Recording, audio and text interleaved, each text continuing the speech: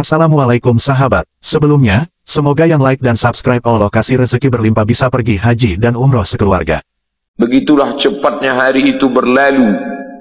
Hari berubah menjadi pekan, pekan menjadi bulan, bulan menjadi tahun, tahun menjadi windu, berubah menjadi abad. Yang mati hilang, yang dulu hidup kaya, hari ini hanya tinggal kenangan saja. Kemana mereka dulu yang hebat-hebat, bangsawan, para penguasa? Semuanya mati ditelan zaman. Yang tinggal hanya apakah dia orang paling baik, dicatat dengan tinta emas, atau dia orang paling jahat, dihujat, dicaci dan dimaki. Harimau mati meninggalkan belang, gajah mati meninggalkan gading, manusia mati meninggalkan nama. Nama yang baik atau nama yang buruk. Wa tilkal ayyamu nudawiluha bainan nas. Demikianlah hari demi hari kami pergantikan di antara manusia. Untuk apa hari ini dirubah Allah Ta'ala? Mengapa hari ini datang silih berganti dan kita ada di dalam zaman itu? Liya'lamallahu alladhina amanu. Allah ingin menguji siapa yang imannya tetap istiqamah, siapa yang masih tetap beriman sampai hari ini. Khatib mengucapkan alhamdulillah, nikmat yang paling besar adalah nikmat istiqamah dalam iman dan Islam. Berapa banyak ketika hari berubah, yang dulunya dia adalah orang baik-baik, hari ini berubah menjadi tidak baik. Yusbihu mu'minan, pada waktu pagi dia beriman, wa yumsi kafiran, petang hari dia berubah menjadi kafir. Maka kita selalu meminta, ya muqallibal qulub, wahai engkau yang membolak-balikkan hati, tsabbit qulubana, kokohkan hati kami, ala dinik, dalam agamamu, wa ala ta'atik, dalam ketaatan kepadamu. Berapa banyak yang dulu susah melarat, miskin, untuk sesuap nasi pun sulit, tapi begitu dilapangkan Allah rezekinya, tidak menjadi hamba yang bersyukur. Dia lalai, dia sangka itu karena jerih payahnya, dia kufur nikmat Allah Subhanahu wa ta'ala. Tapi siang hari ini, alhamdulillah, ada hamba yang disehatkan Allah, dia tetap bersyukur. Ada hamba yang ditingkatkan Allah rezekinya, dia tetap bersyukur. Ada hamba yang dinaikkan Allah kuasanya, dia tetap bersyukur.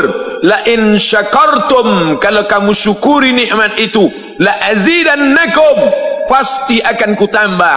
Wala in kafartum, tapi ingat, kalau kamu kufur, kamu ingkar, inna azabi lasyadid, azabku amat sangat hebat, amat sangat dahsyat, amat sangat mengerikan.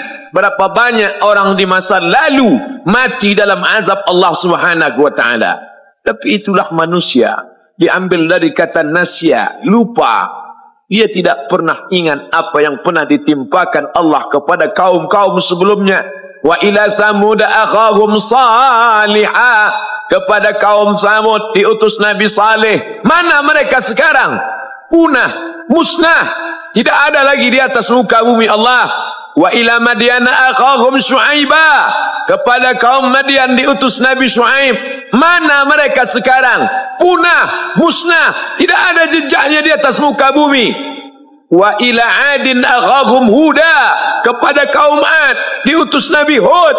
Tidak satu pun ada di atas muka bumi, tapi orang tetap juga angkuh dan sombong. Memang itulah manusia yang berada di atas muka bumi Allah Subhanahu wa ta'ala. Maka orang-orang yang baik tidak pernah berhenti mengajak kepada kebaikan. Umat ini dikatakan baik bukan karena banyak ibadahnya. Umat ini dikatakan baik bukan karena dia pergi bolak-balik ke kota Makkah Al-Mukarramah untuk haji dan umrah. Allah puji umat ini, kuntum khaira ummah, kalian umat terbaik. Kapan? Bila umat ini disebut umat terbaik? Ta'muruna bil ma'ruf, ketika engkau sanggup mengingatkan saudaramu dalam kebaikan.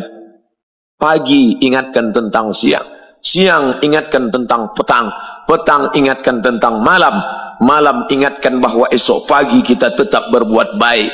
Wa tanhauna 'anil munkar, larang mereka dari perbuatan mungkar. Maka hari-hari yang sudah kita lewati di masa yang lalu, sanggupkah akan pulang kembali? Pepatah Arab mengatakan lan tarji'al ayyamul lati madat, yang lalu tak dapat terulang kembali. Apakah semua itu berlalu begitu saja? Tidak ada yang percuma, tidak ada yang gratis, tidak ada yang sia-sia. Semua akan diminta pertanggungjawaban di hadapan Allah Subhanahu wa ta'ala. Sejak kita tegak di atas muka bumi ini, sejak kita diberikan nafas, diberikan hidup, diberikan nyawa, maka sejak itu kita ditanya, apa khalaqnakum abatha? Apakah kalian kami ciptakan sia-sia? Apakah kami sangka? Apakah kamu semua menduga bahwa kami menciptakan kamu lalu kamu tidak akan kembali menghadap kami? Semua akan diminta pertanggungjawaban di hadapan Allah Subhanahu wa ta'ala. Tidak ada kata yang dapat terucap dari lidah orang beriman selain ucapan astaghfirullahaladzim. Ampunkan segala dosaku di masa yang lalu. Aku lalai dan lupa ya Allah. Kami termasuk orang-orang yang menghilangkan usia kami ya Allah. Kami tak tahu ke mana umur kami selama ini. Berapa jam untuk perbuatan dosa, berapa untuk perbuatan maksiat. Padahal ketika tiba masanya, kami semua akan menghadapmu. Dan pada saat itu semua akan dihitung menit demi detik. Detik semuanya tak ada yang dapat dari luput panggilan Allah Subhanahu wa ta'ala. Tidak ada yang lepas daripada pengawasan. Inna alaikum la'afizin, bersama kamu ada malaikat hafazah kiraman mulia katibin, mencatat. Ya'lamuna ma taf'alun, dia tahu semua yang kamu lakukan. Betapa waktu-waktu yang lalu itu tak dapat kita tebus dengan apapun selain kita perbaiki di masa yang akan datang. Tingkatkan kualitas salat berjamaah, tingkatkan membaca Al-Quran. Andai usia kita sudah lanjut, tak dapat kita jemput, maka kita didik anak cucu generasi akan datang menjadi generasi yang Qurani dan Islami. Sab'atun yudhilluhumullah, ada 7 di antara yang dapat naungan Allah. Yauma la dhilla illa dhilluh, hari itu tidak ada naungan kecuali naungan Allah Subhanahu wa ta'ala. Di antara yang mendapat naungan itu adalah syabun, anak muda, nasya'at fi ibadatillah, anak muda yang tumbuh beribadah kepada Allah Subhanahu wa ta'ala. Andai masa muda kita penuh dosa, andai masa muda kita penuh narkoba, andai masa muda kita penuh zina, wal iyadzubillah wa na'udzubillah, jangan sangka Allah tutup pintu taubat. Innallaha la yaghfiru ayyushraka bihi, Allah tak terima taubat orang yang mempersekutukannya. Wa yaghfiru ma duna dzalika liman yasha, tapi taubat selain itu diterima, dibukakan Allah Ta'ala. Mari perbaiki anak menantu, cucu, kawan, sahabat, andai talat, ajak ke jalan Allah Subhanahu wa ta'ala. Itulah salah satu memperbaiki yang masa lalu, kita perbaiki di masa yang akan datang. Di antara tujuan Allah mengapa dia buat kita masih hidup di akhir tahun ini, liya'lamallahu alladhina amanu, Allah menguji siapa yang masih tetap dalam istiqamah iman dan Islam. Tujuan kedua, mengapa Allah buat kita hidup sampai hari ini? Wa yattakhidha minkum syuhada, wa yattakhidha minkum syuhada, Allah ingin melihat siapa di antara kita ini yang layak untuk menjadi syuhada. Iskariman, hidup mulia, au mut syahidan, atau mati syahid. Pilihan orang Islam tidak banyak. Kalau hidup, hidup mulia. Kalau mati, mati syahid. Jangan hidup hina, mati terlunta-lunta, tidak diterima Allah Subhanahu wa ta'ala. Hidup mulia atau mati syahid dipersaksikan oleh para malaikat. Man kharaja fi talabil ilmi, siapa yang keluar rumah dengan niat menuntut ilmu, fahuwa fi sabilillah, maka dia seperti orang yang berjihad fi sabilillah, yang jauh meninggalkan kampung halaman, menuntut ilmu di perantauan. Jangan kau sangka kau anak yang terbuang, engkau adalah seorang syahid. Andai mati dalam perjalanan, maka matimu adalah seorang yang mati syahid. Mencari rezeki yang halal, meninggalkan anak dan istri demi untuk memberikan nafkah, menjaga diri dari riba, menjaga diri dari haram, menjaga diri dari syubhat. Ditinggalkan anak yang masih kecil, istri yang memerlukan kasih sayang. Ku tinggalkan kalian bukan karena hawa nafsu, tapi ingin mencari yang halal. Tetesan air mata, penuh keringat dan kerinduan, munajat di tengah malam, dibayar Allah Ta'ala dengan tetesan darah seorang syahid. Man mata duna malihi, siapa yang mati membela kehormatan hartanya, fahuwa syahid, maka dia mati syahid.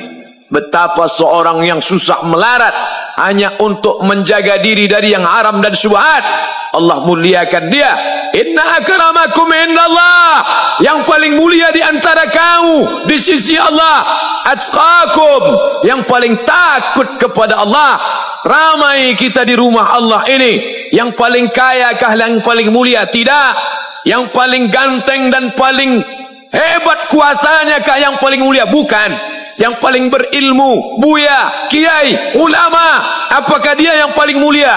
Tidak ada jaminan. Tapi yang paling takut kepada Allah Subhanahu wa ta'ala, takut terjerumus dalam riba, takut terjerumus dalam syubhat, takut makan haram, sehingga dia biarkan dirinya dalam kesusahan, susah dalam pandangan manusia, melarat dalam pandangan orang kaya, tapi hidup mulia dalam pandangan Allah, para malaikat, nabi dan rasul. Hari ini orang itu dikatakan bodoh, hari ini dia dikatakan goblok, hari ini dia dikatakan kamu tolol sekali. Mengapa tidak kamu pakai kekuasaanmu? Mengapa tidak kamu pakai kesempatan? Hidup hanya sekali, pakailah sesuka hati. Tapi dia takut kepada Allah Subhanahu wa ta'ala. Pagi dan petang dia katakan, Allahumma ajirna minan nar, Allahumma ajirna minan nar, Allahumma ajirna minan nar. Selamatkan kami, aku, istriku, anakku, keluargaku dari api neraka ya Allah. Betapa kehidupan yang singkat, tapi di tengah hidup yang singkat